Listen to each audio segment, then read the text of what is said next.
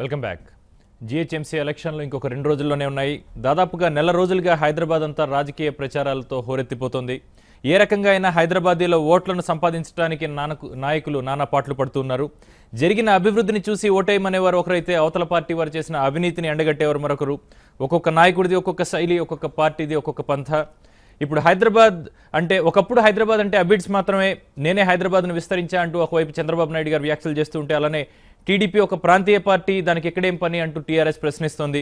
అయితే ఈ గ్రేటర్ హైదరాబాద్ ఎన్నికల్లో పార్టీల ప్రచారం ఏది సత్యం ఏది అసత్యం అన్నది ఈరోజు మనం ప్రధానంగా చర్చిద్దాం. ఈ చర్చలో మనతో పాటు పాల్గొంటానుకున్నారు శ్రీమతి కె గీతామూర్తి గారు, బీజేపీ నేతవారు, అలానే శ్రీ జి బుచ్చిలింగం గారు, తెలంగాణ టీడీపీ కార్యదర్శి వారు, అలానే డాక్టర్ సువర్ణ సురోచన గారు, తెరాస రాష్ట్ర నాయకురాలు వారు. నమస్తే అండి. ముందుగా గీతామూర్తి గారు చెప్పండి, అంటే ఈ ప్రచార పర్వం ఎలా సాగుతోంది, ఎవరు చేస్తున్న ఆరోపణలు ప్రచారోపణలు ఎలా ఉన్నాయి, ఏది సత్యం ఏది అసత్యం అంటారు? ఇక్కడ ప్రచారం అంటే ఒక రాజకీయ పార్టీగా ప్రతి రాజకీయ పార్టీ తనకు సంబంధించిన ఎజెండాని, మేనిఫెస్టోని ప్రజలకు తెలియజెప్పాల్సిన బాధ్యత ప్రతి రాజకీయ పార్టీకి ఉంది. అయితే ఆ ఎజెండాని చెప్పడంలో ముందుకు వెళ్తే ఎవరికేం అభ్యంతరాలు ఉండవు. ఇక్కడ అది కాకుండా ప్రతిపక్ష పార్టీల పైన ఆరోపణలు చేస్తూ, ఎలాగో మాకు అధికారం ఉంది కదా అని చెప్పేసి విచ్చలవిడిగా డబ్బును వెదజల్లుతూ, వేరే జిల్లాల నుంచి నాయకత్వాన్ని ఇక్కడ తీసుకొచ్చుకొని, ఆ జిల్లా నాయకత్వంతో ఏరియా ఒక్కొక్క డివిజన్కి ఒక్కొక్క నాయకత్వాన్ని ఏర్పాటు చేసుకొని అక్కడ కూర్చోబెట్టుకొని గ్రాస్ రూట్ లెవెల్లో డబ్బులు పంపిణీ చేస్తూ, విచ్చలవిడిగా అధికారం ఉంది కాబట్టి ఎంతైనా డబ్బు ఖర్చు పెట్టేద్దాం, ఎంతైనా ఇచ్చేద్దాం. వేరే జిల్లాల నాయకులు రావడం తప్పంటారా, లేకపోతే వచ్చి డబ్బులు పంచిపెట్టడం? ఇప్పుడు స్థానిక నాయకత్వంకి సపోర్ట్ చేయడానికి వేరే జిల్లాల నాయకుల్ని తీసుకోవడం ప్రతి పార్టీ చేస్తుంది, దాంట్లో అభ్యంతరం ఏం లేదు. ఎందుకంటే క్యాడర్ని ప్రచారం చేస్తూ ప్రజలందరికీ చేరువవడానికి తక్కువ సమయం ఉంది కాబట్టి ప్రచారం చేసుకోవచ్చు, తప్పేం లేదు. కాకపోతే దాన్ని అడ్డం పెట్టుకొని స్థానికంగా గుర్తుపట్టలేని వాళ్ళు ఉంటారు కొంతమంది. అలాంటి వాళ్ళని అందరినీ తీసుకొచ్చుకొని గ్రౌండ్ లెవెల్లో పంపిణీ చేస్తూ, డబ్బు పంపిణీ చేస్తూ, పార్టీ యాక్టివిటీస్ అన్ని చేస్తూ, జెండాల్ని, ఫ్లెక్సీల్ని, బ్యానర్స్ని ఇష్టారాజ్యంగా కడుతూ, అంటే ఎలాగైనా సరే నేను నా ఎజెండా కన్నా నేను ప్రిఫర్ చేసేది ఏంటంటే, నా ఎజెండా కన్నా కూడా నా అధికారాన్ని చూపించాలనే ఒక లక్షణంతో ఇవాళ అధికార పార్టీ చాలా దుర్వినియోగం. డబ్బు పంపిణీ కేవలం తెరాస ఒక్కటే చేస్తుందంటారా, మిగిలిన పార్టీలు ఎవరు చేయటం లేదంటారా? తెరాస చేసినంత మిగిలిన పార్టీలు అసలు చేయట్లేదు. అంటే అందరూ చేస్తున్నారని ఒప్పుకుంటారా? అందరూ చేస్తున్నారని అంటే అక్కడ పార్టీ యాక్టివిటీస్ని బట్టి ఏమైనా చేస్తుండొచ్చు, కానీ డబ్బు పంపిణీ వేరే పార్టీలు చేసే పరిస్థితి లేదు. ఇవాళ బీజేపీ దగ్గర డబ్బు లేదు. డబ్బు ఉంటే చేస్తారంటారా? డబ్బు లేక పంపిణీ చేయడం లేదా, లేకపోతే విధానమే డబ్బు పంపిణీ కాదు? డబ్బు పంపిణీ అవసరం లేదు, డబ్బు పంపిణీ అవసరం లేదు, డబ్బు పంపిణీ చేయాల్సిన అవసరమే లేదు. అసలు నిజంగా మేనిఫెస్టో చెప్పాల్సినప్పుడు, ప్రజలకు సంబంధించిన అవసరాలను ఎక్కడికక్కడ తెలియజేయాల్సిన అవసరం వచ్చినప్పుడు డబ్బు ఎందుకు పంపిణీ చేస్తుంది? డబ్బు పంపిణీ చేయాల్సిన అవసరం లేదు. కాకపోతే అధికార పార్టీ ఇవాళ చేస్తున్న పద్ధతులని ఎక్కడికక్కడ ఎండగడుతున్నాం మేము. బీజేపీ ఎక్కడికక్కడ ఎండగడుతూ ఇది దుర్వినియోగం జరుగుతుంది, ఫ్లెక్సీలు, బ్యానర్లు ఇవన్నీ నడుస్తున్నాయి, ఇవన్నీ తీయాల్సిన అవసరం ఉంది. అసలు జిహెచ్ఎంసీ ఒకవైపు వీళ్ళు కడుతూనే ఉంటే జిహెచ్ఎంసీ తరఫు నుంచి తీసేస్తూనే ఉన్నారు. అయినా మళ్ళీ అధికారంలో ఉంది కాబట్టి ఎక్కడికక్కడ ఫ్లెక్సీల, బ్యానర్లు, ఇవాళ ఎన్నో రకాల పథకాలకు సంబంధించిన స్వచ్ఛ భారత్ లాంటి ఎన్నో రకాల పథకాలకు సంబంధించిన ఫండ్స్ అంతా కూడా మిస్యూజ్ ఈ బ్యానర్స్, ఫ్లెక్సీలకే తయారవుతున్నాయి అంటే మనం అర్థం చేసుకోవచ్చు. అంటే ఏ రకంగా చెప్పగలుగుతున్నారు? అంటే ఆ ఫండ్స్ ని మీరు ఫ్లెక్సీల కోసం వాడుతున్నారు అనేది ఏ రకంగా చెప్పగలుగుతున్నారు? ఎందుకంటే ఆధారాలు ఉన్నాయో మనకి? ఎందుకంటే ఆధారాలు అంటే ఇవాళ మనకి ఎన్నో పథకాలకు సంబంధించి ఇవాళ స్వచ్ఛ భారత్కే తీసుకున్నట్టయితే కనుక దీనికోసము దాదాపు మనకి 436 కోట్లు మనకి ఇవాళ ఇదేని. మనం ఈ స్వచ్ఛ భారత్ మీటింగ్స్ కోసం పెట్టిన దాంట్లోనే కేవలం 15 లక్షలు ఓన్లీ టీ-షర్ట్లకే పెట్టారని అంటే మనం అర్థం చేసుకోవచ్చు. ఇలా ఒకటి ఒకటి ఒకటి తీస్తూ ఉంటే చాలా ఉన్నాయి మిస్యూజ్ అయిన ఫండ్స్. కానీ దీన్ని నిజంగాని తెలంగాణని తెచ్చింది మేము, తెలంగాణని తెచ్చుకున్నది మేము, జనాలందరికీ మేము తెలంగాణ అంశాన్ని తీసుకెళ్తున్నాం, తెలంగాణ అంటే మేము ఒక్కరమే అనే ఒక విధమైన క్రియేట్ చేస్తున్నారు. అది మొత్తం అందరి భాగస్వామ్యం వల్ల వచ్చింది. తెలంగాణ ఉద్యమంలో పార్టిసిపేట్ చేసిన వాళ్ళకి ఎవరికి వాళ్ళ అవకాశ ఫలాలు లేవు. కానీ తెలంగాణ మేము తెచ్చింది మేము నలుగురమే అనే పరిస్థితి వాళ్ళు తీసుకొచ్చారని అంటే అది మొత్తం దాన్ని చేయడం వల్ల అవతల ప్రతిపక్ష పార్టీని నువ్వు ఎజెండాని విమర్శించు, తప్పులేదు. అవతల పార్టీ ఎజెండాని విమర్శించు, తప్పులేదు. కానీ జనాన్ని ప్రలోభ పెట్టడానికి రకరకాలుగా కుయుక్తులు వేయడం అనేది చాలా తప్పని నేను. ఇప్పుడు మనతో పాటు చర్చలో పాల్గొనడానికి శ్రీ జి నిరంజన్ గారు ఉన్నారు, టీపీసీసీ అధికార ప్రతినిధి వారు. నిరంజన్ గారు నమస్తే అండి. ప్రస్తుతం ఎలా అయితే ఈ రాజకీయంగా ఆరోపణలు ప్రత్యారోపణలు జరుగుతూ ఉన్నాయో, రకరకాలుగా మాట్లాడుకుంటున్నాయి ఒక్కొక్క పార్టీలు కూడా, అందులో ప్రచారంలో ఎవరు నిజాలు మాట్లాడుతున్నారో ఎవరు అబద్ధాలు మాట్లాడుతున్నారో చెప్పండి కాస్త. ప్రజలు స్పష్టంగా అర్థం చేసుకునే పరిస్థితి ఉంది. మనం చెప్పాల్సింది అవసరం లేదు. ఎవరేం మాట్లాడుతున్నా కానీ ప్రజలు అనేది అర్థం చేసుకుంటున్నారు. ఇంకోటి ఇంతకు ముందంటే చాలా కష్టంగా ఉండే ఎవరో మాట్లాడుతుందని ప్రజలకు తెలుసుకోవటానికి కేవలం పత్రికలు అంటే వార్తాపత్రికలే చదివే పరిస్థితి ఉండే. ఇప్పుడులే ఎలక్ట్రానిక్ మీడియా వచ్చిన తర్వాత ఎవరేం మాట్లాడింది అనేది స్పష్టంగా తెలుస్తూనే ఉంది.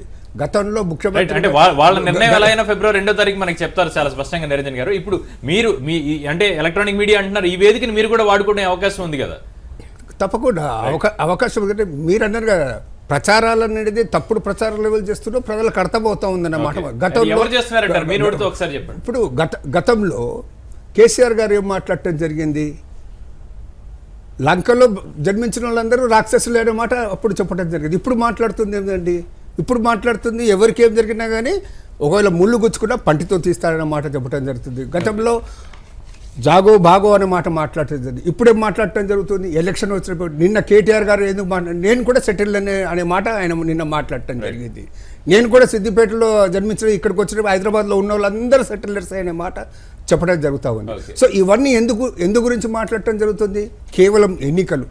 రేపు రాబోయే ఎన్నికల్లో నేను అందరిలో ఒకడినే అన్న మాటను మనం తప్పుగా తీసుకోవాల్సిన అవసరం ఏమైనా ఉందంటారా నిరంజన్ గారు? గతంలో నేను కూడా సెటిలర్నే కదా అన్న మాట అన్నారు. గతంలో ఏం మాట్లాడారు, ఇప్పుడు ఏం మాట్లాడుతున్నారు, ఆ వ్యత్యాసం మీద మనకు స్పష్టంగా కనబడుతుంది కదా. ఏది సర్దుకునేది నిజంగా వాస్తవంలో వారిలో ఒక పరిణితి వచ్చి సర్దుకుంటే అది వేరే మాట. పరిణితి లేకుండా కేవలం అనేది ఎన్నికలను దృష్టి పెట్టుకోండి, స్వార్థం దృష్టిలో పెట్టుకొని మాట్లాడటం అనేది అది స్పష్టంగా మనకు కనబడుతుంది. ప్రజలు కూడా అర్థం చేసుకుంటారు వాళ్ళను. ఈరోజు ఈ మాట మాట్లాడుతున్నారు, రేపు అవసరం తీరిన తర్వాత ఏ మాట మాట్లాడతారో కూడా అది స్పష్టంగా మనకు తెలుస్తుంది. ఈ విషయంలో కేసీఆర్ గారు చాలా స్పష్టంగా ఇచ్చారు. నేను వార్త ఏకీభవిస్తూ ఇంకోటి యాడ్ చేస్తున్నాను. మేము గతంలో తెలంగాణ ఉద్యమం చేసినప్పుడు అది మాకు చేయాల్సి వచ్చింది అయ్యా, అప్పుడు చేస్తాం మేము, మాకు ఇష్టం వచ్చిన మాటలు అంటాం మేము. అప్పుడు ఇప్పుడు మేము ఫక్త్ రాజకీయ పార్టీ కాబట్టి మాకు ఎట్లా అనాలో మాకు తెలుసు, అందుకని మేము అంటామని చాలా స్పష్టంగా నిన్ననే మీట్ ది ప్రెస్ దాంట్లో చెప్తున్నారు. ఏదైనా మాట్లాడతానని ఒక హింట్ ఇచ్చేసారు ఆయన డైరెక్ట్ గా. రైట్, సులోచన గారు చెప్పండి, అంటే ఒకప్పుడు మాట ఇప్పుడు ఎందుకు మారిపోయింది? నిజంగానే ఒక పరిణితి వచ్చి మారిందంటారా, లేకపోతే ఇది కూడా ఒక రాజకీయ ఉపన్యాసం అనుకోవాలా? రాజకీయ ఉపన్యాసం కాదండి. ఆనాడు తెలంగాణ ప్రజల ఆకాంక్ష, తెలంగాణ సాధన, దానికి అనుగుణంగా వాళ్ళు మాట్లాడారు. అంటే కానీ ఇప్పుడు మీరు 19 నెలలు అయిపోయింది ఇప్పటికి తెలంగాణ ప్రభుత్వం అధికారంలోకి, తెలంగాణ రాష్ట్ర సమితి నాయకత్వంలో అధికారం వచ్చిన పార్టీ. మా పార్టీ అధికారంలోకి వచ్చిన తర్వాత ఎన్నడైనా అప్పుడు జాగో అన్నారు, బాగో అన్నారు, అదే పట్టుకొని మాట్లాడుతున్నారు. కానీ ఈ 19 నెలల కాలంలో ఎప్పుడైనా ఏ బయట నుంచి వచ్చిన వాళ్ళకి ఎవరికైనా చిన్న ప్రాబ్లం ఏమైనా వచ్చిందా, ఆ కారణంగా ఎవరితోనైనా కొట్లాట కానీ ఏదైనా హింస కానీ లేదా ఇక్కడ నుంచి వెళ్ళిపోవడము అలాంటి మాటలు ఎన్నడూ ఉపయోగించలేదు. అయ్యప్ప సొసైటీలో జరిగింది ఏంటండి అంటే ఇప్పుడు మనము రెండు విషయాలు మనం అర్థం చేసుకోవాలండి. ఇప్పుడు ల్యాండ్ ఆక్యుపేషన్ అనేది లీగల్ గా ఎవరైతే తీసుకున్నారో దానికి 58, 59 జీవోలు కూడా ఇష్యూ చేశారు. ఎవరైతే ఇంత భూమి ఉన్నట్లయితే వాళ్ళు రెగ్యులరైజ్ చేసుకోవచ్చు వితౌట్ ట్యాక్స్ అనేది కూడా ఇచ్చారు. దాన్ని మనం అర్థం చేసుకోకుండా ఎంతసేపు ఏదో ఒకటి పట్టుకుని చాలా మంది ఉన్నారు. అట్లా అనుకుంటే కావూరి హిల్స్ ఉంది, ఇంకా చాలా చాలా ఉన్నాయి, పద్మాలయ స్టూడియో ఉంది, ఇంకేదో ఉంది మాట్లాడనివ్వండి నన్ను.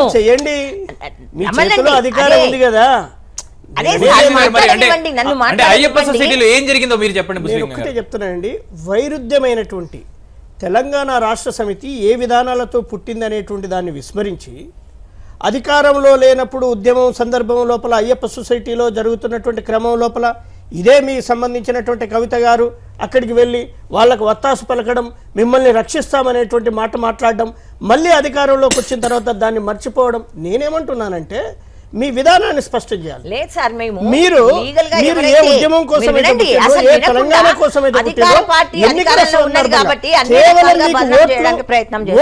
అంటే ఓట్లు కావాలి, సీట్లు కావాలి, అధికారాన్ని నిలబెట్టుకోవాలి.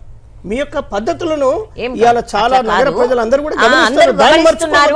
మొన్న వరంగల్ ఎన్నికల్లో ఏ రకమైన తీర్పు ఇచ్చారో మన తెలంగాణ ప్రజలు గాని ప్రజలు ఇక్కడ ఉన్న ప్రజలు ఎన్నికల్లో జరిగినటువంటి ఎన్నికల్లో కూడా ఓట్లు వాళ్ళ యొక్క ఆలోచన విధానంతో తెలంగాణ ఉద్యమంలో వరంగల్ కాదు, హైదరాబాద్ లోపల ఎమ్మెల్సీ ఎన్నికల్లో వచ్చిన ఫలితాలే రేపు హైదరాబాద్ నగరంలో పునరావృతం అవుతాయి. మీరు వరంగల్ కాదు మీరు ఇక్కడ. చూడండి, ఇంక ఎక్కువ రోజులు లేదు, 6 రోజులు ఉన్నది. 5వ తారీఖు రోజు రిజల్ట్ రాబోతుంది. వరంగల్ ఎన్నికలకి తీర్పు ఇచ్చారో ఈ రోజు రేపు జిహెచ్ఎంసీ ఎలక్షన్లలో కూడా ప్రజలు అదే తీర్పు ఇవ్వబోతున్నారు. ఇప్పుడు వరంగల్ ఎన్నికలకి హైదరాబాద్ ఎన్నికలకి కేసీఆర్ గారి నాయకత్వంలో ప్రభుత్వం అధికారంలోకి వచ్చినప్పటి నుంచి అన్ని వర్గాల ప్రజలకి వాళ్ళ సంక్షేమం కోసం, వాళ్ళ అభివృద్ధి కోసము అనేక పథకాలను చేపట్టింది. ఇంతకు ముందు ప్రభుత్వాలు చాలా పరిపాలించినాయి. 200 ఇచ్చేవాళ్ళు, 200 ఇస్తే సరిపోలేదు. కేంద్ర ప్రభుత్వం ఇస్తున్నదండి. కేంద్ర ప్రభుత్వం నుండి వచ్చినటువంటి డబ్బులతోటి మీరు చేస్తున్నారు. మన రాష్ట్రం మిగులు బడ్జెట్, తెలంగాణ బడ్జెట్, అవునవును మిగులు బడ్జెట్ కాబట్టి 70,000 కూడా దానికి అనుగుణంగా స్కీమ్స్ చేపట్టి ప్రజల అభివృద్ధి కోసం, సంక్షేమం కోసం పనిచేస్తున్నాం. ఉదాహరణకు ఒకటి చూడండి, 60 ఏళ్ల నుంచి మీరు చూస్తున్నారు, నేను చూస్తున్నా, ఎప్పుడు కరెంట్ కష్టాలే. ఎండాకాలంలోనైతే కరెంట్ ఎప్పుడు ఉంటుందో హైదరాబాద్ లో ఉన్నారు కాబట్టి కరెంట్ కష్టాలు పల్లెటూర్లలోకి వెళ్ళి చూడండి మీరు, కరెంట్ కష్టాలు ఎట్లున్నాయో మీకు తెలుసు. ఆత్మహత్యలు చేసుకుంటున్నారు. ఇక్కడ రైతులు 1200 మంది ఆత్మహత్యలు. హైదరాబాద్ లో ఒక గుంటను కూడా కూర్చోలేకపోయారు. 19 ఏళ్ళు అవుతున్నది. అధికార పార్టీనే దుర్వినియోగం చేస్తుంది, డబ్బు పంచుతుందని. అది చాలా అబద్ధం అండి. ఇంతవరకు డబ్బు పంపిణీ విషయమే రాలేదు. ఇంతవరకు రాలేదంటే ఏమర్థం చేసుకోవాలి? మా సంక్షేమము, మా అభివృద్ధి కార్యక్రమాలు ఏదైతే తెలంగాణ ఒకవేళ నిజంగా అభివృద్ధి కార్యక్రమాల వల్లే ఓట్లు వేయాలని అడుగుతుంటే ఇది రెఫరెండం కాదని ఎందుకు అంత ఖచ్చితంగా చెప్తున్నారు? ఎందుకు రెఫరెండం గా దీన్ని తీసుకోలేకపోతున్నారు? రెఫరెండము అని ఇప్పుడు అంటలేం గానీ, ఇప్పుడు మనం వరంగల్ అప్పుడు కూడా అన్ని ఛాలెంజ్లు చేశారు. అంటే ఛాలెంజ్లే చేస్తున్నప్పుడు నేను రాజకీయ సన్యాసాలే తీసుకుంటాం 100 సీట్లు రాకపోతే అని ప్రత్యర్థుల మీద కూడా ఛాలెంజ్లు విసురుతూ ఉన్న ఈ క్రమంలో మనం దీన్ని రిఫరెండం గా తీసుకోవట్లేదు అన్న స్పష్టమైన మాట ఎందుకు మాట్లాడుతున్నారు తెరాస నాయకులు? సాక్షాత్ కేసీఆర్ గారు, కేటీఆర్ గారు అంటున్నారు ఇది రిఫరెండం కాదు అని అంటున్నారు. ఎందుకు? ఏదైనా ఒక భయం ఉందంటారా మీకు? భయం మాకు అసలు భయమే లేదండి. తప్పకుండా మీరు వరంగల్ ఫలితాలే పునరావృతమైతాయి. మళ్ళా ఇక్కడ జిహెచ్ఎంసీ మేయర్ పదవిని మా టీఆర్ఎస్ గులాబీ జెండా ఎగరబోతుంది, ఎక్కువ సీట్లు మాకు రాబోతున్నాయి అని మీరు చూస్తారు. మజ్లిస్ అంటే మాకు పొత్తున్న పార్టీ కాదు అంటే చాలా స్పష్టంగా ఎంతో మంది నాయకులు ఇదే స్టూడియోలో మాట్లాడిన వాళ్ళు ఒక 2 రోజుల క్రితం కేసీఆర్ గారు మాట్లాడిన తర్వాత మళ్ళీ మార్పు వచ్చింది ఎందుకంటారు? ఇప్పుడు మజ్లిస్ మళ్ళీ మాకు పొత్తు వచ్చే పార్టీ అని ఎందుకంటారు? అంటే మీకు సీట్లు సరిపోవేమో, మళ్ళీ వాళ్ళ మద్దతు తీసుకోవాల్సిందేమో అన్న ఒక అనుమానం ఏమైనా ఉందంటారా? మొదటి నుంచి కూడా మన హైదరాబాద్ లో ఎంఐఎం పార్టీ వాళ్ళు మెజారిటీ, కొంత సంఖ్య వాళ్ళకు పెద్ద ఎత్తునే ఉన్నది. కాబట్టి ఒక మిత్రపక్షం ముందుకొచ్చి మాకు సహకరిస్తా అంటే తీసుకుంటాము, దానికి తప్పేం లేదు కదా. గతంలో లేదన్నారు కదా, ఒక 2 రోజుల్లో లెక్కలు ఎలా మారాయి అన్నదే ప్రశ్న. దాని నుంచి కూడా మేము మా కేసీఆర్ గారు, మా అధినాయకుడు ఏదైతే ఉన్నారో లేదు అని ఆయన ఎప్పుడు చెప్పాలి. ఆయన చెప్పలేదండి, మిగిలిన ప్రతి నాయకుడు కూడా మాకు మజ్లిస్ ఖచ్చితంగా పొత్తున్న పార్టీ కాదు అంటూ వారి మీద విమర్శలు కూడా చేస్తున్నారు. అభిప్రాయాన్ని పరిగణలోకి తీసుకోండి.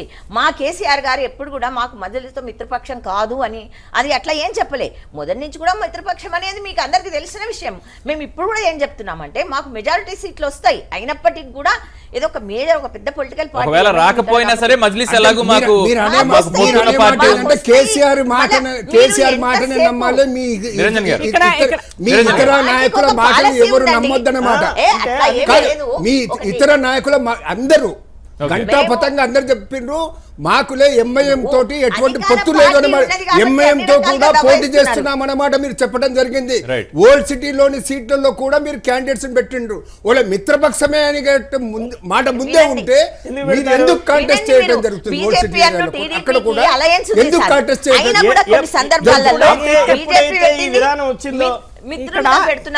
అంటే స్నేహపూర్వక పోటీ అని వాళ్ళు చాలా స్పష్టంగా చెప్తున్నారు, కానీ మీరు అలా చెప్పట్లేదు కదా. మేము చాలా క్లారిటీ ఇచ్చేసాం. ఇక్కడ 3 అంశాలు ఉన్నాయండి. ఒకటి, సెటిలర్ అన్న పదాన్ని అప్పుడు ప్రతి ఒక్క పార్టీ విమర్శించింది. అసలు సెటిలర్ అన్న పదానికి డిక్షనరీలో అర్థమే లేదని చెప్పేసి చాలా స్పష్టంగా చెప్పినప్పుడు సెటిలర్ అనే పదం వాడారు. వాడిన తర్వాత అసలు ఆంధ్ర వాళ్ళ బాగో అని చెప్పేసి చాలా విమర్శించారు. ఇప్పుడు రాజకీయ పార్టీగా అని అంటే నేను సెటిలర్ని అని అంటున్నారు. అప్పుడు కూడా అన్నారు మీరు గోదావరి నుంచి వచ్చారు, పశ్చిమ గోదావరి, మీరు భీమవరము అది ఇది అని చెప్పినా కూడా అప్పుడు ఒప్పుకోనప్పుడు ఇప్పుడు నేను సెటిలర్ని అని ఒప్పుకునే పదం ఒకటి చాలా తీవ్రంగా విమర్శించదగ్గ విషయం. ఇంకో విషయం, వరంగల్ ఎన్నికలకి హైదరాబాద్ ఎన్నికలకి అసలు సంబంధమే లేదు. వరంగల్ ఎన్నికల్లో కుప్పలు డబ్బులు వరంగల్ ఎన్నికల్లో హైదరాబాద్ లో అసలు వీళ్ళకి బలం లేదు. ముందైతే వీళ్ళకి హైదరాబాద్ లో అసలు ఎలాంటి బలం లేదు. ఇంతవరకు ఒక సీట్ రాలేదు వీళ్ళకి. అంటే ఇంతవరకు పోటీ చేసిన సందర్భమే లేదు. ఎందుకు పోటీ చేశారు? గత ఎన్నికల్లో పోటీ చేశారు. ఒక్క సీటు కూడా రాలేదు వీళ్ళకి. ఒక్క సీటు కూడా రాలేదు. ఇవాళ వీళ్ళు ఏమనుకుంటున్నారంటే అధికారం ఉంది కాబట్టి మాకు చాలా బలం ఉంది అని బలం మందులు అవుతున్నారు. అంటే ఈ పార్టీని ఆ పార్టీని బెదిరించి భయపెట్టించి ఆ నాయకత్వాన్ని ఈ నాయకత్వాన్ని అరువు తెచ్చుకొని మాకు బలం ఉందని చెప్పేసి ప్రూవ్ చేసుకోవడానికి రకరకాల ప్రయత్నాలు చేస్తున్నారు. సో ఇందులో బలం హైదరాబాద్ ఓటర్లు చాలా వివేకవంతులు. హైదరాబాద్ ఓటర్లు చాలా వివేకవంతులు. వాళ్ళు ఖచ్చితంగా ఇవాళ ఆలోచిస్తున్నారు. హైదరాబాద్ లో ఉన్న హైదరాబాద్ లో ఉన్న వాళ్ళందరూ మీ దగ్గర ఎవరు లేరు కాబట్టి వేరే పార్టీలు అందరూ చేర్చుకొని మీ పార్టీ అనుకుంటున్నారు. మీ పార్టీ ఇప్పుడు కలగూడ గంప.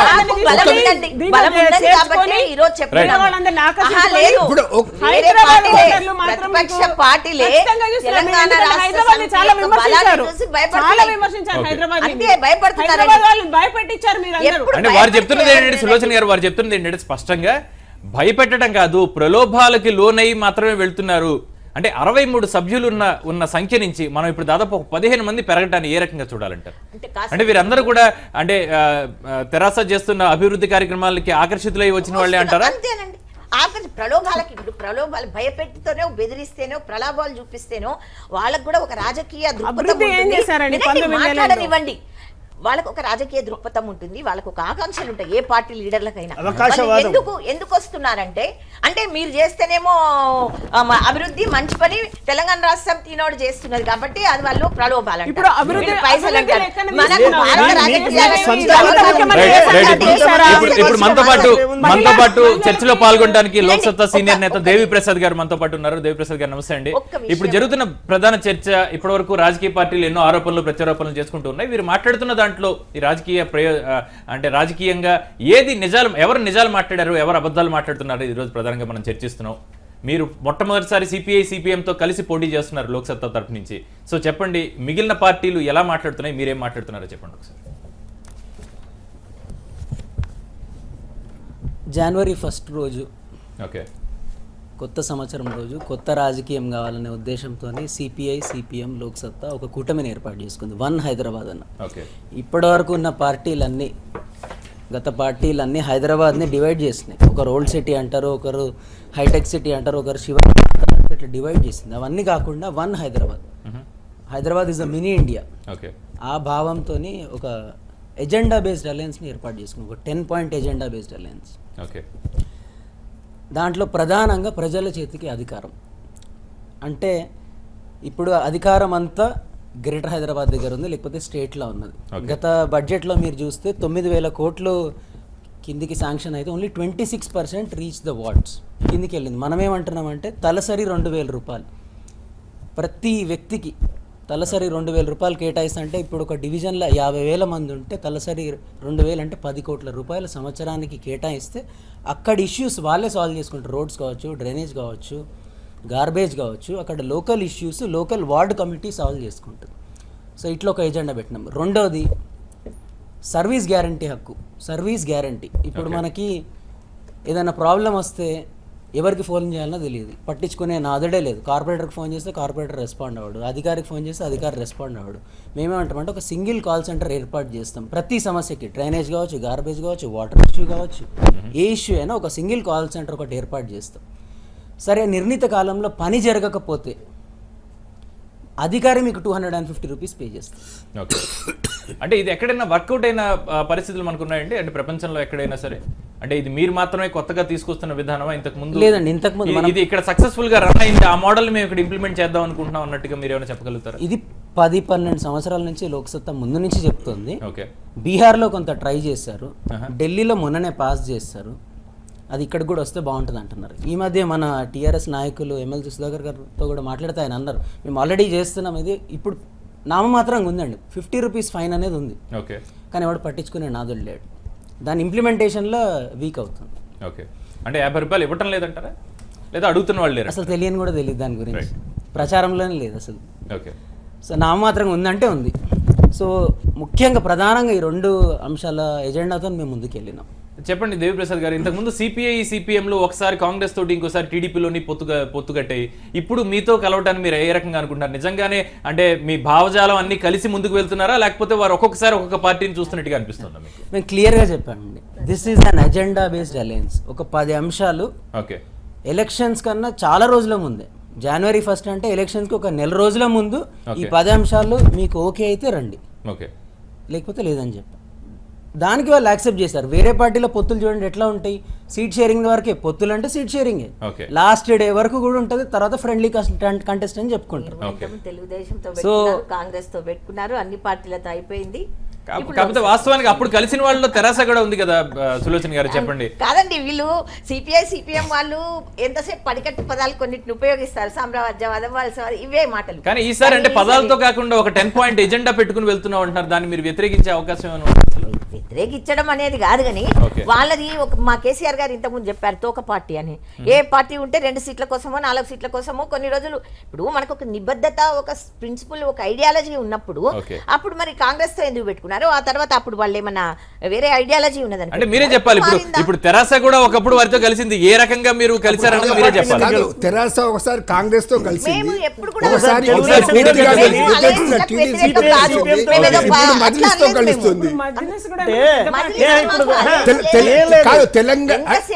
మిత్రపక్షం అనే మాట మీరు స్పష్టంగా ఏ విధంగా అధికారంలోకి వద్దాం, తెలంగాణను పూర్తిగా వ్యతిరేకించినటువంటి రాయలసీమ తెలంగాణ కావాలని కోరినటువంటి మజ్లిస్ ఈనాడు మిత్రపక్షం అనేసి ప్రతిపక్షాల అజెండా.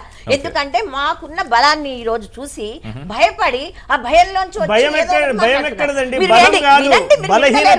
కాంగ్రెస్ వినండి, వైఎస్ గారు అధికారంలో ఉన్నప్పుడు తెలంగాణ రాష్ట్ర సమితికి ప్రధానమంత్రి అంటే అందరినీ తీసుకొని తమ పార్టీలో చేర్చుకున్నాడు. అప్పుడు వాళ్ళు చేస్తే అంటే మేము చేసే సంసారం ఎదుటి వాళ్ళు చేస్తే వ్యవసాయం అన్న పద్ధతిలో పోతున్నారు. అంటే ఎమ్మెల్యేలని ఎంపీలని తీసుకోవడం కూడా అంటే ఒక వ్యక్తి కలిసినట్టుగానే మనం అనుకుంటాం. ఒక కార్యకర్త రావడానికి ఒక ఎమ్మెల్యే గెలిచి, ఇప్పుడు ఒక మాట చెప్పండి, తలసాని శ్రీనివాస్ యాదవ్ గారు ఏ పార్టీకి చెందిన వ్యక్తి ఒక మాట చెప్పండి. ఒక మంత్రి ఎమ్మెల్యేగా ఒక పార్టీతో గెలిచిన వారు మీ పార్టీ సభ్యులను మీరు ఎలా అనగలుగుతున్నారు? నిజంగా ప్రజలకు అర్థం కావాలి. మీ పద్ధతి ఎట్లా ఉందంటే ప్రతిపక్ష పార్టీలు కానీ మిగతా వాళ్ళ పార్టీ వాళ్ళు చేసినప్పుడు అనేవి అన్ని కరెక్టే. అది కాదమ్మా, తెలుగుదేశం పార్టీ నుండి గెలిచినటువంటి వ్యక్తిని రాజ్యాంగము అంటే నేను అనేది ఏంటంటే రాజ్యాంగ ఉల్లంఘన అంటే రాజ్యాంగాన్ని పరిరక్షించాల్సినటువంటి గవర్నర్ ద్వారానే తప్పు చేయించేటువంటి స్థాయికి దిగజార్చిండ్రు. ఈ రోజు రాజకీయ విలువలు గవర్నర్ గారి ముస్లిం గారు చెప్పండి, అది నా పరిధి కాదు, స్పీకర్ పరిధిలో ఉన్న అంశం అంటూ అంటం జరగలేదా? మీరు అంటే స్పీకర్ మీద ఏమైనా ఒత్తిడి తీసుకొచ్చే ప్రయత్నం ఎందుకు చేయడం లేదు? దీని గురించి తొందరగా చర్చించాలి. వాళ్ళు ఒత్తిడి చేస్తేనే చేస్తారా సులోచన గారు? మీరు చెప్పండి, ఒత్తిడి చేస్తేనే స్పీకర్ ఒక నిర్ణయం తీసుకుంటారా? 6 నెలలు అవ్వలేదంటారా? ఇంకా 6 నెలలు అయిపోయింది, 6 నెలలు అయిపోయింది కదా. అంతేగానా? అదే ఒకటి అధికార పార్టీ ఏం చేసినా తప్పే. అధికార ఇలాంటి పనులు చేయమన్నా మీకు అధికారం ఇచ్చింది, ఇలాంటి పనులు చేయమన్నా మీకు అధికారం ఇచ్చింది, వేరే పార్టీలను చేర్చుకోమన్నా మీకు అధికారం ఇచ్చింది. తెలంగాణ ప్రజలు వాళ్ళ యొక్క సమస్యల పట్ల మీ యొక్క బాధ్యత. గ్రేటర్ హైదరాబాద్ లో మీకు బలం లేకపోవడం వల్ల కాదా తలసాని శ్రీనివాస్ యాదవ్ గారిని తీసుకున్నది? లేదండి, ఆయన తెలంగాణ ప్రభుత్వం కేసీఆర్ చేస్తున్న సంక్షేమ అభివృద్ధి పథకాలను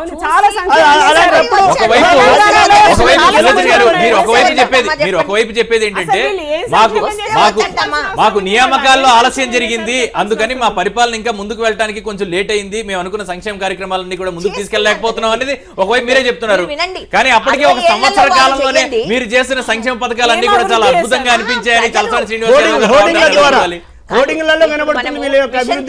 ఏర్పాటు చేశారు. తర్వాత వాటర్ గ్రిడ్ పథకం పెట్టారు. అదే విధంగా మనకు వాళ్ళకి ప్రధానంగా 1000 రూపాయల పెన్షన్. అంటే పథకాలు అనౌన్స్ చేసిన వెంటనే తలసాని శ్రీనివాస్ యాదవ్ గారికి చాలా అద్భుతంగా అనిపించి మీ పార్టీలో జాయిన్ అయ్యారంటారా? ఈ ప్రభుత్వం విధానాలు బాగున్నాయి, ఈ విధానాలు నుంచి ఇంప్లిమెంట్ చేస్తారు కాబట్టి అని సంతోషంతో వాళ్ళకి నచ్చి వచ్చారు. కానీ ఇప్పుడు మనం బెదిరిస్తే వస్తారండి? ఆయన ఒక రాజకీయ నాయకుడు. బెదిరింపు అని చాలా తక్కువ అంటున్నారు, అంటే ప్రలోభాల మాట వాడుతున్నారు తప్ప ప్రతిపక్షాలు కూడా బెదిరింపు మాట ఎక్కువ వాడుతున్నారు. వినండి, ఆయన అంతా కూడా ఒక మంత్రిగా చేశాడు, ఏదో ఆర్డినరీ కార్యకర్త కాదు. మొదటి నుంచి తలసాని శ్రీనివాస్ ఆర్డినరీ కార్యకర్త వచ్చి అసలు ఇంత చర్చ జరిగేది కాదు. ఆ పార్టీకి రాజీనామా చేయించి ఎన్నికలు పెట్టి చేర్చుకోండి. మీరు ఆ విధానాలు నచ్చే వస్తున్నారు వాళ్ళు. ఇవాళ నిన్న మొన్న రోజు జాయిన్ అవుతున్నారు. ఎందుకు? ఈ ప్రభుత్వం ఉంటే బాగుంటది, తెలంగాణ ప్రజల ఆకాంక్షలకు అనుగుణంగా ఈ ప్రభుత్వం పనిచేస్తది కాబట్టి మనమందరం అని వస్తున్నారు. తెలంగాణ అంతేగాని ప్రభుత్వం వాళ్ళు తెలంగాణ ప్రలోభ ప్రజల్లో పెట్టేనో, రైతులందరూ బెదిరిస్తేనో 1200 మంది వచ్చారా చచ్చిపోతే అంటే స్పందించలేదు. మొన్నటికి తెలంగాణలో తెలంగాణ రోడ్లు ప్రభుత్వాన్ని అవసరం విమర్శించిన చేయడానికి చాలా మంది Right. ఈ రోజు తెలంగాణ వచ్చారు. దళిత ఎందుకు ముఖ్యమంత్రి వచ్చారని చేశారన్నది దళిత ముఖ్యమంత్రి చేయలేదు, చాలా అభివృద్ధి చేసింది, అది స్పందించలేదు. లేదా తెలంగాణలో కాంట్రాక్ట్ ఉద్యోగాల్ని క్రమబద్ధీకరణ చేస్తామన్నారు, దాన్ని చేయలేదు. మీరు అది చూడకపోతే ఆ, ఎట్లా? ఏది చేయకుండా ఏం ఇప్పుడు అభివృద్ధి పెట్టారు చేశారు? మొన్న. తెలంగాణ ప్రభుత్వం ఏం అభివృద్ధి చేసింది? ఇంతవరకు ఇచ్చిన ఒక మాటనన్నా, ఒక హామీనన్నా నెరవేర్చిందా? కనీసం ప్రజలకు ఏమైనా చేస్తుందా? కరెంట్ ఇస్తున్నాను, కరెంట్ ఎవరికి ఇస్తున్నారు? అసలు పల్లెటూరులలో మీరు చూడండి, అసలు మంచి లేవు. ఇందాక మీరు అడిగారు అంటే మజ్లిస్ గురించి, ఎంఐఎం గురించి ఇందాక మీరు మాట్లాడుతున్నారు. ప్రస్తుతం చెప్పింది ఏంటంటే మజ్లిస్ పార్టీ తమకు మిత్రపక్షమైన సీఎం కేసీఆర్ తెలిపారు. గ్రేటర్ మేయర్ పీఠంపై ఎట్టి పరిస్థితుల్లోని గులాబీ జెండా ఎగురుతుందన్నారు. మజ్లిస్ పార్టీ మతతత్వ పార్టీ అని మంత్రి కేటీఆర్, ఎంపీ కవిత మాట్లాడటంపై స్పందించిన కేసీఆర్ అలా ఎవరు అనలేదని దాన్ని కొట్టిపారేశారు. ఎందుకనలేదు? మా వాళ్ళు అనలేదు. వారు అనలేదంటారు. అంటే రికార్డ్ చేసి చూపించాలి. కేసీఆర్ అంటే అదే వేదం. కేసీఆర్ గారు అనలేదు కాబట్టి అలా అంటాం కరెక్ట్ అనలేదండి. కాదంటారా? మతతత్వ పార్టీ అని అనలేదు. Okay. మాకు అంతకుముందు వాళ్ళతో అలయన్స్ లేదు అని అని ఉంటారు. Okay. అంతే ఇప్పుడు ఏమంటున్నాడు కేసీఆర్ గారు, మాకు మిత్రపక్షము అనే చెప్తున్నారు అంతే. Okay. కానీ వాళ్ళు మతతత్వ పార్టీ ఇక్కడ అని అట్లా స్పష్టంగా ఆ మర్స్ ఎక్కడన్నా ఉంటే మీరు చూపించండి. టిఆర్ఎస్ నాయకులందరికీ డూడు అంటే డూడు అనే మజ్లిస్ రకంగా తయారు చేశారు. మజ్లిస్ విధానాలు, వారి పోకడ, వారి మాట్లాడటం, మతతత్వాన్ని రెచ్చగొట్టడం, అది మతతత్వ పార్టీయా కాదా? స్పష్టంగా మీరు చెప్పండి. మరి నిరంజన్ గారు మీరు చెప్పండి. గత జిహెచ్ఎంసీ మేయర్ పీఠాన్ని ఎవరెవరు షేర్ చేసుకున్నారండి? మేము చేసుకున్నాం. మరి ఇప్పుడు మతతత్వ పార్టీ కానీ ఇప్పుడు మతతత్వ పార్టీ ఎలా అయిందండి? మేము చేసుకున్నాం. మేము తప్పు చేస్తాం, మేము తప్పును గుర్తించాం. ఓకే. అదే అయితే మేము చేసిన తప్పును మీరు కూడా చేస్తారని నేను అంటే ఖచ్చితంగా చెప్పగలరా ఎంఐఎం ఇంకెప్పుడు కూడా ఫ్యూచర్ లో కాంగ్రెస్ తో కలిసి ముందుకు వెళ్ళదు అన్న ఖచ్చితమైన మాట మీరు ఇవ్వగలుగుతారా? అది ఖచ్చితమైన నిర్ణయం అనేది మా అధిష్టానం ద్వారా తీసుకోవడం జరిగింది. స్థానికంగా ఉన్న నాయకులు, హైదరాబాద్ లో ఉన్న నాయకులు మొదటి నుంచి కూడా విత్ ఇన్ ది పార్టీ కూడా పోరాటం చేయడం జరుగుతుంది. రైట్. ఇప్పుడు ఎంఐఎం ఎమ్మెల్సీ ఎస్ఏ జాఫ్రీ గారు మనతో ఫోన్ లైన్ లో అందుబాటులో ఉన్నారు. జాఫ్రీ గారు నమస్తే అండి. జాఫ్రీ గారు నమస్తే అండి. ఓకే. ఎంతవరకు టిఆర్ఎస్ మీకు మిత్రపక్షం? అంటే are you really in alliance with TRS or is it just a political stunt being set by the CM of Telangana? Jaffrey garu. I would like to reply this way, that in each and every election we fight on our own. We fight on our own. Okay. And in the GHMC also we have fought all alone in 1986, in 2002, and 2009. Okay. And in 86 and 2002 we emerged as the single largest party in the MCH, and Okay. and in the GHMC we were the third largest party. We emerged as the third largest party. So after the results, after the outcome, what kind of scenario emerges, depending on that, Okay. we have to come together to provide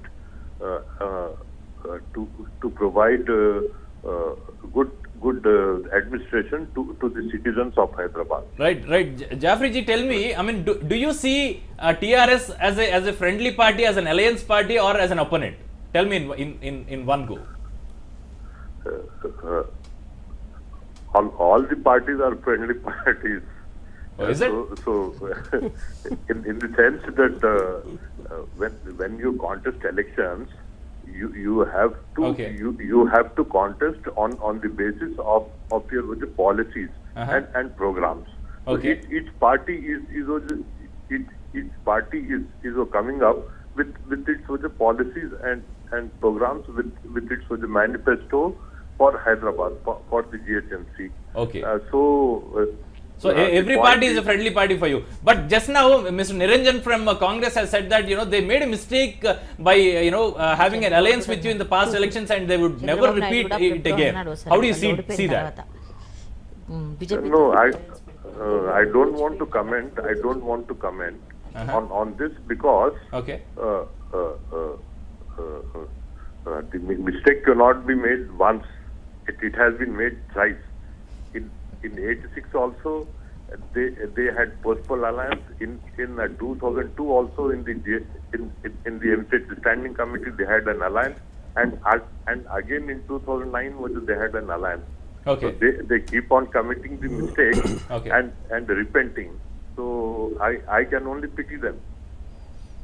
Okay, BJP says you had an alliance with the Congress in the past.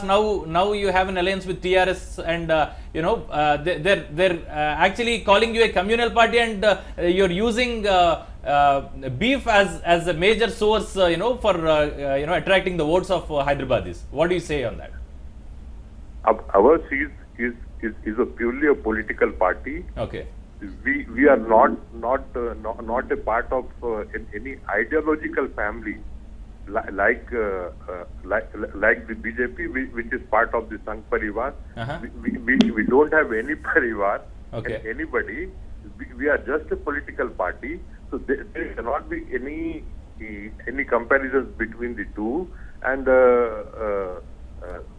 before calling us names, they should do introspection and see what kind of policies they themselves are pursuing.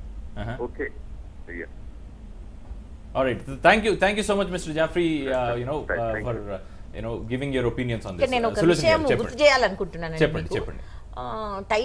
Year నాకు గుర్తులేదు సరిగ్గా. Uh-huh. Last time బీజేపీతో TDP alliance పెట్టుకుంది. Okay. పెట్టుకున్న తర్వాత ఏదో కొన్ని సీట్లు ఏవో తక్కువ వచ్చినట్టున్నాయి వాళ్ళకి. అప్పుడు చంద్రబాబు నాయుడు గారు ఒక మాట అన్నారు, బీజేపీతో ఒప్పందం పెట్టుకోవటం వల్లనే మేము ఓడిపోయినాము, ఇక ముందు మాకు బీజేపీ అనేది కమ్యూనల్ పార్టీ, మాకు అలయన్స్ ఉండదు అని. నాకు ఏ ఇయర్ అనేది గుర్తులేదు, ఈ కామెంట్ మాత్రం విన్నాను నేను, నాకు ఇప్పుడే గుర్తొచ్చింది. ఈ కామెంట్ విన్నారు. మరి కేసీఆర్ ఎన్ని సందర్భాలలో ఎన్ని పార్టీలను చేసుకున్నాడు, ఎన్ని పార్టీలతో అదైండు, ఇవాళ ఏ పార్టీలను కలుపుకుంటున్నాడు, ఇవాళ అసలు గత ఎన్నికల్లో పోటీ చేయడానికి లేనటువంటి పార్టీ ఏ పార్టీలను కలుపుకోబోతున్నది. నిన్న చంద్రబాబు గారు ఏమంటారంటే ఈ పొరపాటు భవిష్యత్తులో నేను చెయ్య, భవిష్యత్తులో నేను బీజేపీ తోట అనేది పొత్తు ఉండదు అనే మాట చెప్పడం అది వాస్తవం. అది వాస్తవం. కానీ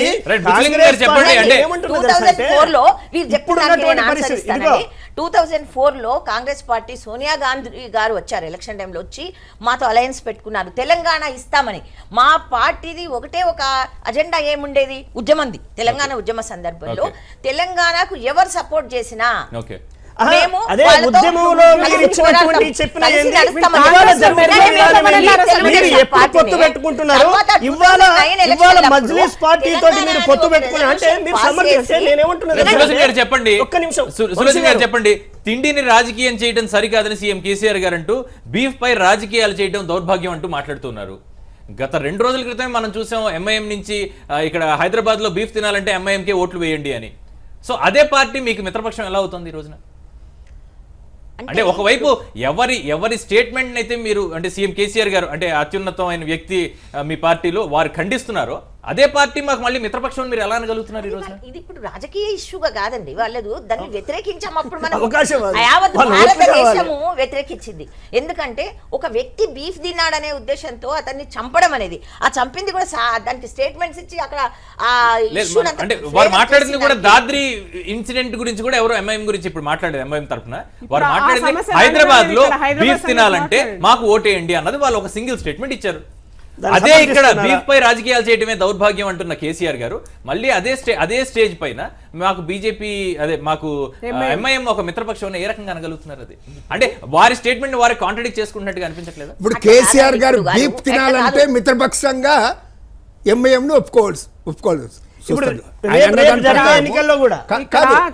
కేసీఆర్ గారు బీఫ్ తినాలనుకుంటే ఎంఐఎం ను మిత్రపక్షంగా అంగీకరించాలి. ఇప్పుడు బీఫ్ అనే మాట తీసుకురావటం జరిగింది కాబట్టి దానినే ఎన్నికల్లో ప్రధాన అంశంగా తీసుకుంటే ఎవరైతే బీఫ్ తినాలనుకుంటారో ఒకవైపు ఓటేయాల్సి వస్తుంది, ఎవరైతే బీఫ్ తినొద్దు అనుకుంటారో వారు ఒకవైపు ఓటు వేయాల్సి వస్తుంది. అది ప్రజలు దీన్ని కూడా ప్రధానంగా గుర్తుంచుకోవాలి. గారు మాట్లాడుతూ అంటే అంతకుముందు కాంగ్రెస్ రకరకాల వాళ్ళతో పొత్తులు పెట్టుకుంది, వారితో దాని గురించి అసలు నేను మాట్లాడడం కూడా ఇష్టపడటం లేదు అంటున్నారు. దాన్ని మీరు ఏ రకంగా చూస్తారండి? ఎవరండి? ఇందాక మనకి ఫోన్ లైన్ జాఫ్రీ గారు చాలా మంచి మిత్రుడు, ఓకే, ఒక మంచి మనిషి, ఒక తప్పుడు పార్టీలో ఉండడు. అది ఆయన గుండె మీద చేసుకొని చెప్పండి. ఇప్పుడు వారు ఫోన్ లైన్ లో అందుబాటులో ఉన్నారు, మీరు వారితో ఎవరు మాట్లాడదలుచుకున్నారా? जाफरी साहब जी हेलो साहब आप बोले तो हमारे को बहुत रेस्पेक्ट है. आपने एक जर्नलिज्म से आते हुए नहीं, एक अच्छे पर्सनालिटी है और पुराना शहर के रहने वाले हैं. उसके बावजूद भी जो एमएम के जैसे पार्टी में जाकर उसके तरफ से बात करते हुए कांग्रेस के पार्टी के जैसे एक सेकुलर जमात के खिलाफ में आप बात कर रहे, हमारे को बहुत तकलीफ होता. आप सोचिए, नहीं जाफरी साहब आप बताइए, जो नहीं असदुद्दीन ओवैसी साहब, जो लोग अगर बीप करना चाहे तो नहीं एमएम को वोट दीजिए बोल के जो वॉइस उठा के उन्होंने बात करे, वो कहां तक हैदराबाद के आवाम को ने ठेस पहुंचाने की बात है या नहीं? इस बारे में आप दिल के ऊपर हाथ रख के बोलिए. अगर नहीं वोट लेने के वास्ते, आवाम को भड़काने के वास्ते, वोटर्स को भड़काने के वास्ते ये बीप का मामला, ये इश्यू उठाना कहां तक सही है? राइट, आप ये सुनिए, ये देखिए कि ये इश्यू जो है, ये इश्यू इसलिए उठाए हैं कि आपको जो महाराष्ट्र के अंदर आपको 1-1.5 साल पहले आपको जो बैन लगा दिए, जो बीफ के ऊपर जो है बैन लगा महाराष्ट्र के अंदर, उससे हजारों लाखों लोगों का जो है वो लाइवलीहुड जो है वो खत्म हो गया है. और जो है ये है कि क्लियर कट आपको जो है इस मुल्क में जो कॉज स्लॉटर का कानून जो बैन करने का है वो उसके ऊपर अमल होना चाहिए, उसके ऊपर अमल होता है. उससे हटके आपको जो है देखिए खुलबों को काट रहे हैं, भैंसों को काट रहे हैं, उसका गोश्त खा रहे थे, उसको भी रोक दिया है. अब आपको जो है 1-1.5 साल से आपको महाराष्ट्र के अंदर बैन लगा दिए. और इसके साथ साथ ये हो रहा है कि वहाँ पे विदर्भा में जो वो जो है किसाने वो जो खुदकशी कर रहे हैं, सुसाइड कर रहे हैं, इसलिए कर रहे हैं कि उन्होंने अपने जो जानवर जो बेकार हो गए तो जानवर को भी बेच नहीं सकते हैं. तो जो है ये इश्यू, ये इकोनॉमिक इश्यू है, ये कोई कम्युनिटी से रिलेटेड नहीं है, कोई रिलीजन से रिलेटेड नहीं है. और इसके अंदर जो दूसरा चीज ये है कि आपको जब यहाँ पे 6-7 दिन के लिए बॉम्बे के अंदर वो जो है किसी भी किस्म का जो है मीट बेचने के ऊपर जब बैन की बात वो करे थे, टेम्पररी बैन की, एक फेस्टिवल को रेस्पेक्ट करते हुए, तो उस टाइम पर आपको जो शिवसेना जो बीजेपी की अलाई है वो खुद अपोज करी कि उन्होंने बोले इस तरीके का जो है आप पूरे स्लॉटर हाउसेस. जाफरी जी आप बताइए, is anybody stopping you from eating beef in Hyderabad? Is anybody stopping you from eating beef in Hyderabad? नहीं, ये है कि then where does it come? You know the statement. You know if you want to eat beef, you should vote for MIM. I mean, does it have any stand? Jafri साहब वो सीतामूर्ति गाరు చెప్పండి. जाफरी साहब वो issue different है. Counsellor को नहीं बंद करने के मसले के ऊपर नहीं, अगर जुद्दोजहद करे तो हम भी आपके साथ रहेंगे. గీతామూర్తి గారిని ఒకసారి అడుగుదాం. గీతామూర్తి గారు చెప్పండి. రాజ్యాంగం చాలా స్పష్టంగా చెప్తుంది మనకి, మన వ్యక్తిగతమైన అలవాట్లు కానీ, మన వ్యక్తిగతమైన భావ ప్రకటన స్వేచ్ఛ కానీ, లేకపోతే మన తినే విషయంలో స్వేచ్ఛ కానీ, అన్ని విషయాల్లో మనకి రాజ్యాంగం మనకి ఎటువంటి ఎవరిని నువ్వు ఇది తినదు, నువ్వు ఇది తినొద్దు అని ఎటువంటి అబ్జెక్షన్ చేయలేదు. చేయనప్పుడు ఎవరికి నచ్చిన ఫుడ్ వాళ్ళు తింటున్నారు. అలాంటప్పుడు ఈ ప్రకటన చేయడమే చాలా తప్పు. ఇవాళ నేను చెప్తున్నాను, ఒకవేళ ఇదే ప్రకటనలు ఇలాగే కొనసాగించినట్టయితే కనుక ఇప్పుడు టీఆర్ఎస్ కి ఓటేసినా ఎంఐఎంకి ఓటేసినా ఎంఐఎంకే పోతుంది అన్నట్టే అర్థమైపోతుంది. సో ప్రజలందరూ ఆలోచించుకోవాల్సిన అవసరం టీఆర్ఎస్ కి ఓటేసినా ఎంఐఎంకి ఓటేసినా కూడా అది ఎంఐఎంకే వెళ్తుంది. ఇప్పుడు ఎందుకంటే మిత్రపక్షం అని పెట్టుకొని అలయన్స్ పెట్టుకొని దాంతో కలిసి రేపు ప్రొద్దున మేయర్ పీఠం చేజిక్కించుకొని ఇప్పుడు గత మేయర్ గా ఉన్న అతను కూడా ఏం అభివృద్ధి చేశాడు? ఇవన్నీ ఆలోచించుకోవాల్సిన అవసరం ఉంది. అందుకని ప్రజలందరూ ఆలోచించండి. మీరు ఇట్లాంటి ప్రకటనలు ఇచ్చి ఇంకా ప్రజల్ని ఉద్రేకపరిచి ఇంకా రకరకాల పరిస్థితి తెచ్చే పరిస్థితిలో ఈ రాష్ట్ర ప్రభుత్వం ఉన్నట్టయితే మరి ఎందుకోసం మీరు ఎంకరేజ్ చేయాలి? ఓటు వేయడం వల్ల వచ్చే నష్టం ఏమిటంటారు? అంటే మీకున్న ప్రధానమైన ఆరోపణ ఏంటి ఎంఐఎంతో? అంటే ఒక రకమైన ఇట్లాంటి స్టేట్మెంట్స్ ఇవ్వడం ఒకటి, ఓకే. ఇంకోటి నిజాం నిరంకుశత్వ పాలన నుంచి వచ్చిన ఎంఐఎం పార్టీ అన్నది మనందరికీ తెలిసిన విషయమే. సో అక్కడి నుంచి కొనసాగుతున్న దాన్ని మనం ఇంకా ప్రోత్సహించి రజాకార్ల జమాన్ నుంచి వచ్చిన సిచ్యువేషన్ తెచ్చుకుందామా మనం? అంటే ఇక్కడ మతతత్వం అన్నది కాదు, రాజ్యాంగంలో మనం ఇక్కడ ఉన్నప్పుడు ఎవరికి సంబంధించిన వాళ్ళ లైఫ్ స్టైల్ ని వాళ్ళు జీవిస్తున్నప్పుడు ఎందుకు రెచ్చగొట్టే వ్యాఖ్యలు చేయడం? ఇంకా అట్లాంటి ఇట్లాంటివి చాలా ప్రజల జీవన విధానంలో ఎంటర్ అయ్యి 14th ఫిబ్రవరి వచ్చిందంటే దానికి ఎవరైనా జంట కనిపిస్తే వాళ్ళకి పెళ్లి చేస్తాం, వాళ్ళ వ్యక్తిగత విషయము వాటిల్లో చాలా దూరుతున్నారు. యూపీలో ఏం జరిగింది, దాద్రిలో ఏం జరిగింది మనకు తెలుసు కదా. వాళ్ళు బీఫ్ తిన్నారనే కారణంతోనే అతన్ని చంపారు. Do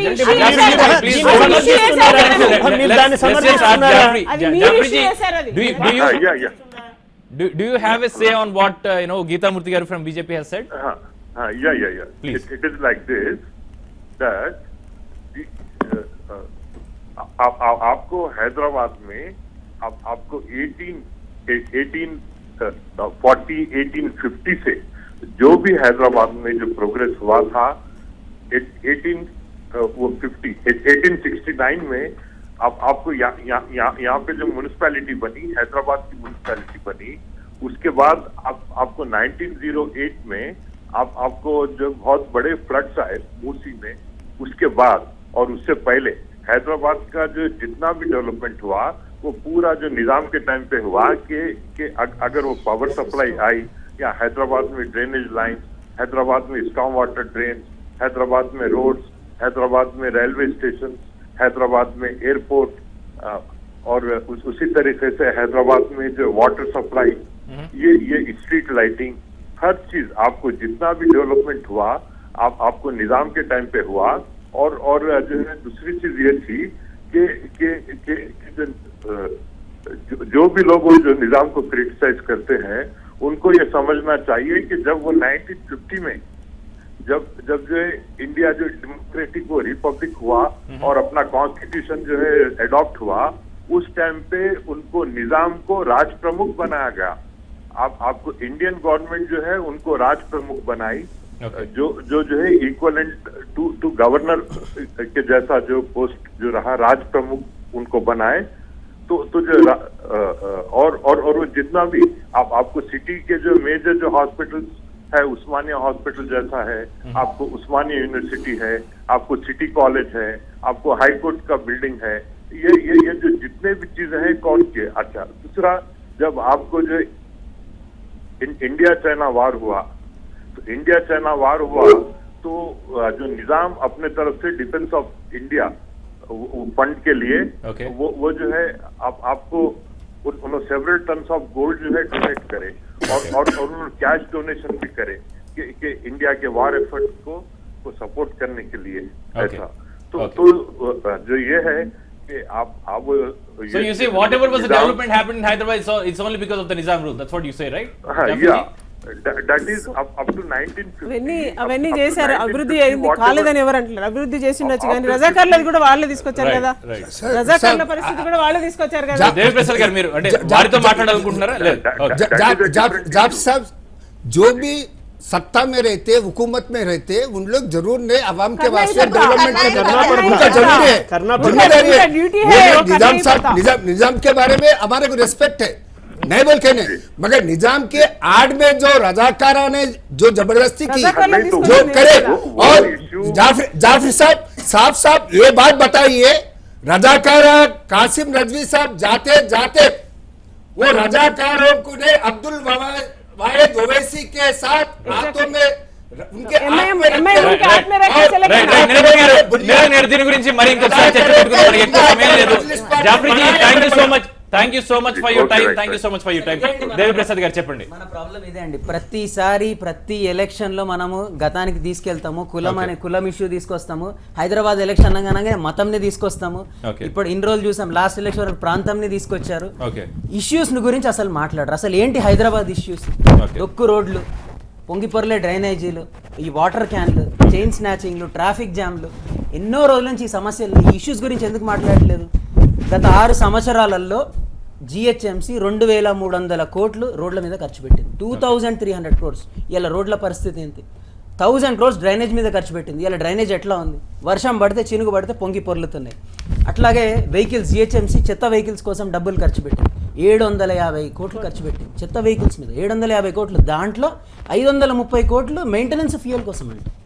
మెయింటెనెన్స్ చెప్పండి, అంటే ఒక 30,000 రూపాయల బైక్ కొని 1,00,000 రూపాయలు దానికి మళ్ళీ ఖర్చు పెట్టడం అన్నది వాస్తవం. మీరు మొన్న ఆర్డర్ చేయడం మేము ఆర్టీఏ ద్వారా తీసాము. సిటీ మొత్తం తిరగండి, అసలు మీకు స్కూటర్లు కనిపించవు, కానీ జిహెచ్ఎంసీ ఒక స్కూటర్ మెయింటైన్ చేస్తుందండి. దాని యాక్చువల్ కాస్ట్ 30,000 అయితే దాని వచ్చిన ఖర్చు 1,24,000 మెయింటెనెన్స్ ఖర్చు. అట్లాగే ఒక ఆటో మెయింటైన్ చేస్తుంది, 2 లక్షల రూపాయలు ఆటో, 2 lakh రూపీస్ పెట్టి ఆటో కొన్నారు దానికి, కానీ దాని మెయింటెనెన్స్ ఖర్చు 16 లక్షలు అంట. ఇది జిహెచ్ఎంసీలో అవినీతి. ఇంకొకటి అండి, ఒక్క నిమిషం అండి,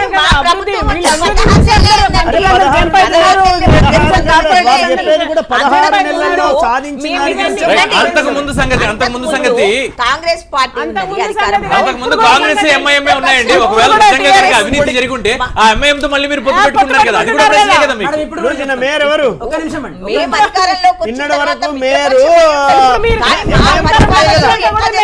చూడండి, కాంగ్రెస్ తెలుగుదేశమే అది వినండి. మీరు మనం మాట్లాడలేదు, వచ్చి 12 నెలలు అయింది. భాగస్వాములు మీరు వింటలేరు. మీరు అధికారంలోకి వచ్చిన తర్వాత కూడా ఇప్పుడు వినండి, మన క్లియర్ గా చెప్తాను. గత కార్పొరేటర్లు ఒక్కొక్క కార్పొరేటర్ కి 4,63,00,000 శాంక్షన్ చేస్తారు. అంటే మొత్తము 690 కోట్లు శాంక్షన్ చేస్తే కేవలం 239 కోట్లు ఖర్చు పెట్టారు. అంటే 20% కూడా ఖర్చు పెట్టలేదు. లాస్ట్ మేయర్ సాక్షాత్తు మాజిద్ హుసేన్ గారు ఆయనకి ఇచ్చిన 4,63,00,000ల్లో 2,18,00,000 ఖర్చు పెట్టారు. బండా కార్తిక రెడ్డి గారు 1,18,00,000 ఖర్చు పెట్టారు. మీరు అనొచ్చు వాళ్ళంతా పాత వాళ్ళు, మాకు సంబంధం లేదు, మీ దగ్గర కూడా వస్తాను. మీరు చూడండి, సాక్షాత్తు హోమ్ మినిస్టర్ గారు ఆయనకి ఇచ్చిన ఎమ్మెల్యే ఫండ్ 1,50,00,000 ఇస్తే 60 లక్షలు ఖర్చు పెట్టారు. నెక్స్ట్ స్టీఫెన్సన్ అన్నారు, ఆయన ఖర్చు పెట్టింది 6 లక్షలు. వినండి, మహమ్మద్ అలీ గారు డిప్యూటీ మినిస్టర్, ఆయన ఖర్చు పెట్టింది 1 పైసా ఖర్చు పెట్టలేదు. ఇంతకు ముందు జరిగిన తప్పిదాలకు ఇప్పుడు డెవలప్మెంట్ అంటే ఇప్పుడున్న ఎమ్మెల్యే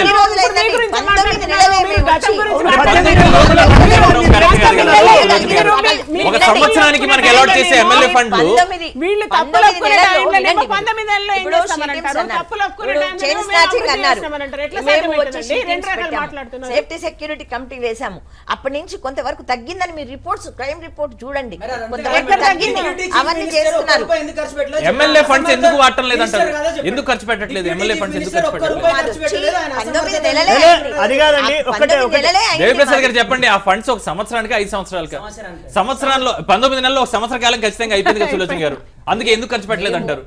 అందులో కూడా ఇంకా మనం 19 నెలలు అంటే దానికి ఇంకేంటి? అధికారంలోకి వచ్చి మామల్ని పట్టుకోండి. మీరు అంతకుముందు 60 ఏళ్ళు ఉన్న వాళ్ళని అడుగుతారు. ఆ మార్పు మీరు తీసుకొస్తారనే కదా ప్రజలు మీకు ఓట్లేసింది. ముస్లిం గారు చెప్పండి, ముస్లిం గారు చెప్పండి. ప్రతి దానిలో మాట్లాడమే ఏమైనానంటే ఒకటే, టిఆర్ఎస్ అనేటువంటి పార్టీ ఏమంటుందంటే ప్రతిసారి గత ప్రభుత్వాలు గత పాలకులు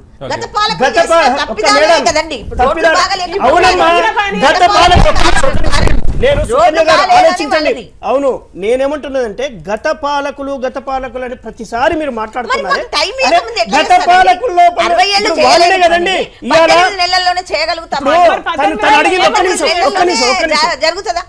సుకన్య గారు, వంశీ గారు ఏమడిగినారు? నరేంద్ర మోదీ గారి అధికారంలోకి వచ్చారు, నల్లధనం తీసుకొస్తామని అన్నారు. 19 నెలలు మేము వాళ్ళు ఒకటేసారి వచ్చాం.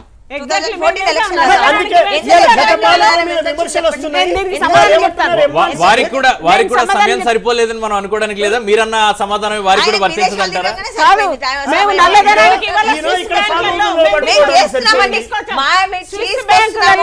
చాలా మంది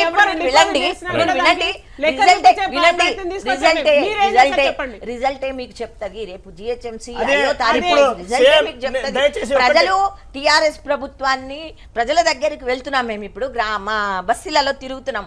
వాళ్ళు ఒకటే చెప్తున్నారు, ఈ ప్రభుత్వం వచ్చిన తర్వాత ముసలి వాళ్ళ దగ్గరికి వెళ్తే, వృద్ధుల దగ్గరికి కానీ, వితంతుల దగ్గరికి కానీ వెళ్తే వాళ్ళు చెప్తున్నారు, అమ్మా గత ప్రభుత్వం ఇచ్చిన 70 రూపాయలు 100 200 మా సరిపోలేదు, ఇప్పుడు 1000 రూపాయలు ఇచ్చారు, ఒక్కొక్కటి చేస్తాం స్టెప్ బై స్టెప్. ఒకటే రోజు ఏదో చిన్న పిల్లని అన్నప్రాశన ఆవకాయ పెట్టి తినిపించి అని మమ్మల్ని క్వశ్చన్ చేయడం కాదు. ఈ ఎలక్షన్లలో అన్ని పార్టీలలో చూస్తున్నామండి, అసలు ఎజెండా లేదు. ఒకటే ఎజెండా, అధికార పార్టీ ఎజెండా 3 ముక్కలలో చెప్పట్టు. ఒకటి బయ్యింగ్, గ్రేటర్ హైదరాబాద్ ఎలక్షన్ని గ్రేటర్ హైదరాబాద్ రైతు బజార్ చేసిండ్రు. ఎలక్షన్స్ ముందు కొనుక్కుందాము, నామినేషన్ వేసిన తర్వాత కొనుక్కుందాము, లేకపోతే గెలిచిన తర్వాత కొనుక్కుందాం. ఒకటి బయ్యింగ్. రెండోది బోర్డు గవర్నెన్స్. మనం గుడ్ గవర్నెన్స్ గురించి విన్నాము, గుడ్ గవర్నెన్స్ గురించి విన్నాం, కానీ బోర్డు గవర్నెన్స్ పెద్ద పెద్ద బోర్డులు పెట్టుకొని ఓట్లు అడుగుతున్నారు. ఆసరా పథకం గురించి మాట్లాడారండి. ఏమన్నారంటే పెద్ద పెద్ద హోర్డులు, సిటీ మొత్తం 20-30 హోర్డింగ్లు పెట్టారు. ఏంటంటే కట్టెలకి వృద్ధులకి మేము ఆసరాగా నిలబడ్డామని. ఎన్ని ఇచ్చారో తెలుసా అండి? ఆసరా ఇచ్చింది 243 కర్రలు 2 ఏళ్ళలో ఇచ్చారు ముసలి వాళ్ళకి. అట్లాగే కొన్ని వీల్ చైర్స్ ఇచ్చారు. అంటే 60,000 రూపాయలు లాస్ట్ 2 years లో మీరు ఆసరా పథకం కింద ముసలి వాళ్ళకి, పెద్ద వాళ్ళకి ఆసరాగా ఉండి 60 లక్షల రూపాయలు ప్రచారం చేసుకుంటారా మీరు? 60,000 రూపాయలు ఇచ్చి 60 లక్షలు ప్రచారం చేసుకుంటారు. దేవిప్రసాద్ గారు థ్యాంక్ యూ సో మచ్ అండి. నిరంజన్ గారు థ్యాంక్ యూ సో మచ్. సులోచన్ గారు, బుచ్చలింగం గారు, గీతామూర్తి గారు థ్యాంక్ యూ సో మచ్ అండి ఈరోజు చర్చలో పాల్గొన్నందుకు. ఎజెండాలు చెప్తే తప్పు లేదు, కానీ అధికార దుర్వినియోగం జరుగుతోంది, టీఆర్ఎస్ ధనాన్ని పంపిణీ చేస్తుందంటూ గీతామూర్తి గారు ప్రధానంగా ఆరోపిస్తున్నారు. అలానే గత 19 నెలల్లో వివక్ష ఎక్కడ జరిగింది? 24 గంటల విద్యుత్తు మేము ఇస్తున్నాం అంటూ సులోచన గారు అనడం జరిగింది. అయితే వివక్ష లేకపోతే, అధికార దుర్వినియోగం జరగకపోతే అయ్యప్ప సొసైటీలో ఏం జరిగిందంటూ బుచ్చలింగం గారు ప్రశ్నిస్తున్నారు. అయితే ప్రజలు గమనిస్తున్నారు, తెరాస ఒకప్పుడు లంకలో ఉన్న వాళ్ళందరూ రాక్షసులే అన్నారు, ఇప్పుడు మాత్రం అందరూ సెటిలర్లే అంటున్నారు. ఇది ఖచ్చితంగా మాట మార్చడే అంటున్నారు నిరంజన్ గారు. అలానే గత పార్టీలన్నీ హైదరాబాద్ని వేరు చేశారు, మేము వన్ హైదరాబాద్ పేరిట సిపిఐ సిపిఎం లోక్సత్తా కలిసాయి, వార్డు కమిటీలను ఏర్పాటు చేసి ఎవరి నిధులు వాళ్ళే ఖర్చు పెట్టే ఒక స్థితిని తెస్తామంటూ దేవిప్రసాద్ గారు అనడం జరుగుతుంది. అలానే మధ్యప్రదేశ్లో బీఫ్ పై ఆంక్షలు పెరిగాయి, అలానే ఇక్కడ జరగకూడదని మేము కోరుకుంటున్నాం అంటూ ఎంఐఎం తరఫున జాఫ్రీ గారు కూడా మనతో పాటు మాట్లాడడం జరిగింది. ఏదేమైనా సరే ప్రతి పార్టీ వారు చేసిన అభివృద్ధి గురించి లేదా చేయబోతున్న అభివృద్ధి గురించి ప్రస్తావిస్తూనే, అలానే మిగిలిన పార్టీల్లో అవినీతి అవకతవకలు, ఆయా పార్టీల్లో లోపాల గురించి కూడా మాట్లాడటం మనం ఇక్కడ చూస్తున్నాం. ఏదేమైనా ఓటర్లు విజ్ఞతతో వ్యవహరించి ఏ పార్టీలు ఏమేమి హామీలు ఇస్తున్నాయి అన్నది స్పష్టంగా చూసి ఫిబ్రవరి 2వ తారీఖున అది ఒక సెలవు దినంగా కాకుండా వారి బాధ్యతగా ప్రజలందరూ కూడా గుర్తించాలని మనస్ఫూర్తిగా కోరుకుంటుంది భారత్ టుడే. ఎల్లుండి న్యూస్ ట్రాక్లో మళ్ళీ కలుద్దాం. జై భారత్.